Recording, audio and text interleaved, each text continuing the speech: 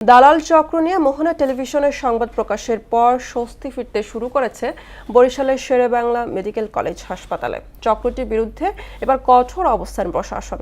গেল সোমবার হাসপাতাল পরিদর্শনে এসে দালালদের বিরুদ্ধে ব্যবস্থা নেওয়ার নির্দেশ দেন স্বাস্থ্যমন্ত্রী। পরের দিন যৌথ অভিযানে ৮ দালালকে আটক করেছে র্যাব ও জেলা প্রশাসন। তরিকুল ইসলাম তুহিনের প্রতিবেদন, জানাচ্ছেন তাহসিন তারিন।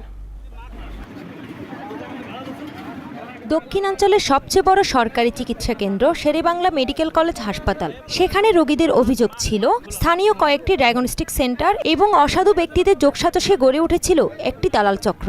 তারা রোগীদের উন্নত চিকিৎসা ও দ্রুত পরীক্ষার প্রলোভন দেখিয়ে বিভিন্ন বেসরকারি ক্লিনিক ও ডায়াগনস্টিক সেন্টারে নিয়ে যেত।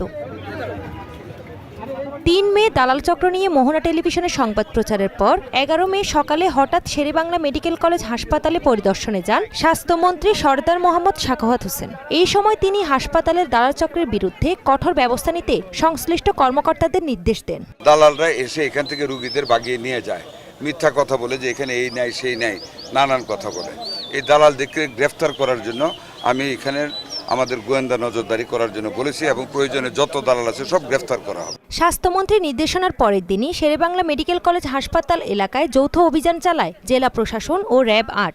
জেলা প্রশাসনের অভিযানে নারী ও পুরুষ সহ ৮ জন দালালকে আটক করা হয়। যে আপনার টেস্টটা হাসপাতালে হওয়ার কথা, এটা না করে তাদেরকে স্লিপের মাধ্যমে ডায়াগনস্টিক সেন্টারের নাম রেফার করে দেয় যে আপনি অমুক ডায়াগনস্টিক সেন্টারে এটার টেস্টটা করে নিয়ে আসেন। এটা হচ্ছে এই দালাল চক্রের কাজ।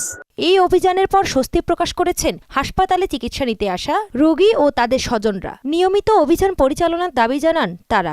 এরকমের অভিযান আমরা আগামীতেও প্রশাসনের থেকে কামনা করছি। এই দালাল মুক্ত এটা করা দরকার। এই গভর্নমেন্টের এই সিদ্ধান্তটাকে স্বাগত জানাই। সুবিধা থাকতেও যদি বাইরে যাওয়া লাগে তার জন্য তো অভিযান চালিয়ে নিছে, ভালোই হয়েছে। দালাল চক্রটা ধরা, এই যে র্যাবের অভিযানটা, এটা আসলে সরকারি হিসেবে সবটাই করা লাগে।